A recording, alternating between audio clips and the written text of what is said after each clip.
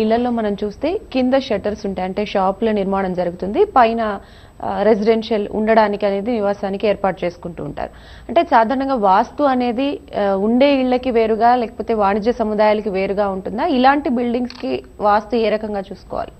అంటేనమ్మా commercial వాస్తు అనేది different ఉంటుందమ్మా.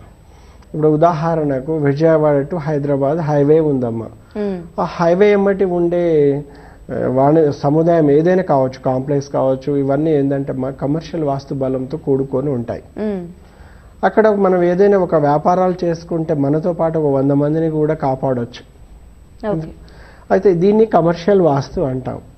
కానీ కమర్షియల్ వాస్తులో కూడా అమ్మా చాలామంది ఏం చేస్తూ ఉంటారంటే, ఇప్పుడు ఉదాహరణకు ఒక కుబేర స్థానం ఉంది, అంటే ఉత్తరం రోడ్డు గల ఒక షాపింగ్ ఉందమ్మా, ఒక స్థలం ఉన్నది. దాంట్లో మనం ఒక షాపింగ్ కాంప్లెక్స్ కట్టాలనుకున్నాం. అయితే ఈ మధ్య కాలంలో ఎలా కడతారంటే అమ్మ, కంప్లీట్ ఒక కాంప్లెక్స్ కట్టేసి దానికి రెంట్కి ఇస్తారు. లేదంటే వాళ్ళే అక్కడ ఉండి ఆ కాంప్లెక్స్లో వీళ్ళే వ్యాపారం చేస్తూ ఉంటారు. ఇంకొంతమంది ఏం చేస్తారు, కాంప్లెక్స్ కడతారు, పైన వాళ్ళకు ఓన్ హౌస్ కట్టుకుంటారు, కింద కాంప్లెక్స్ చేసుకొని కింద రెంట్కి ఇస్తారు, లేకుంటే వాళ్ళు వ్యాపారం నడిపిస్తూ ఉంటారమ్మా. కానీ ఇక్కడ సూత్రం ఏంటిదంటేనమ్మా, కమర్షియల్ షాప్స్ కాంప్లెక్స్ కట్టుకున్నప్పుడు వాస్తవానికి అదే ఇంట్లో పైన నివాసం యోగ్యమైనది కాదు, శాస్త్రం అంటుంది. నివాస యోగ్యమైనది కాదు. ఎందుకంటే ఒక గొప్ప వ్యాపారస్తుడు కావాలి అంటే గొప్ప క్షేత్రమై ఉండాలి. అందులో గొప్ప వాస్తు బలంతోనే మనం గృహ నిర్మాణం చేసుకొని ఈ వ్యాపారంలో రాణించాలమ్మా. అందుకని వ్యాపార స్థలము బాగుండాలి, నివాస స్థలం కూడా బాగుండాలి. ఇక్కడ వ్యాపార స్థలంతో పాటు అంటే క్షేత్రం బలంగా ఉండాలి. ఇక్కడ మనం చూస్తే వ్యాపారం చేస్తే కాంప్లెక్స్ కానీ వాణిజ్య సముదాయం అది బాగుండాలి, నివాస యోగ్యమైన గృహము కూడా ఇక్కడ బాగుండాలమ్మా. ఈ రెండు బాగున్నప్పుడు రెండు చేతులతో సంపాదించుకుంటాడు. అలా కాకుండా ఇప్పుడు కుబేర స్థానంలో డిజైన్ చేసుకొని వీరు ఇల్లు కట్టుకుంటారమ్మా. ఎలా కట్టుకుంటారు, రోడ్ అంతా కుబేర స్థానం ఓపెనే ఉంది, తూర్పులో కొంచెం ఖాళీ స్థలం ఉండొచ్చు, మనకు పడమర దక్షిణం ఖాళీ స్థలం అవసరం లేదు, కాంప్లెక్స్ కదా అని చెప్పేసి వీళ్ళు ఏం చేస్తుంటారంటే కట్టేస్తారమ్మా. పూర్తి నైరుతి దక్షిణ పడమర మూలని కూడా కనీసం నడిచే వీలు లేకుండా కూడా కాంప్లెక్స్ కట్టేస్తుంటారు. అది కూడా మహాదోషం అమ్మ. కనీసం కాంప్లెక్స్ కూడా నడిచే ఖాళీ స్థలం ఉండాలనేది శాస్త్ర నియమం. అలా లేనప్పుడు వాస్తుని మనం సవరించుకోవాల్సి ఉంటుంది.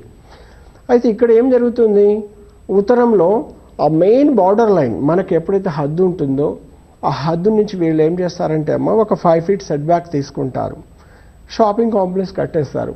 ఆ 5 feet మెట్లు వేసుకుంటారమ్మా, పైన మళ్ళీ కారిడార్ బాల్కనీ వచ్చేస్తుంది.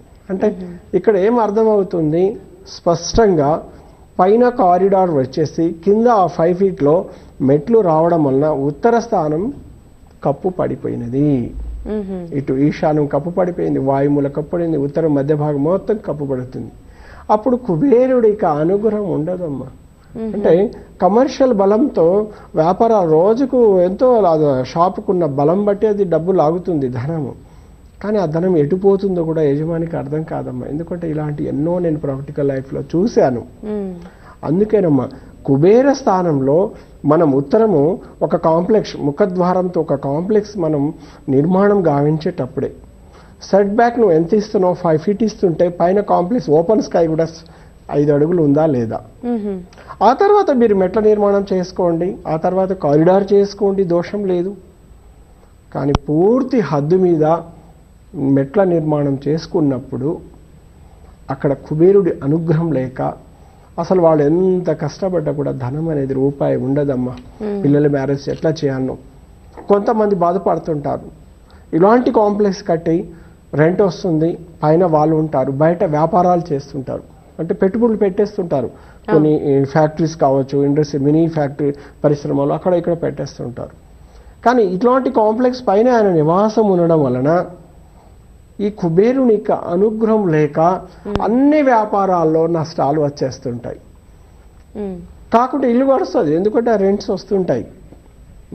అందుకేనమ్మా ఇక్కడ మనం కాంప్లెక్స్ కట్టుకునేటప్పుడు వాస్తు నిపుణుల సలహా మేరకు శాస్త్రీయ పద్ధతులు నిర్మించుకుంటే అద్భుతమైన ఫలితాలు మనకు వస్తాయి.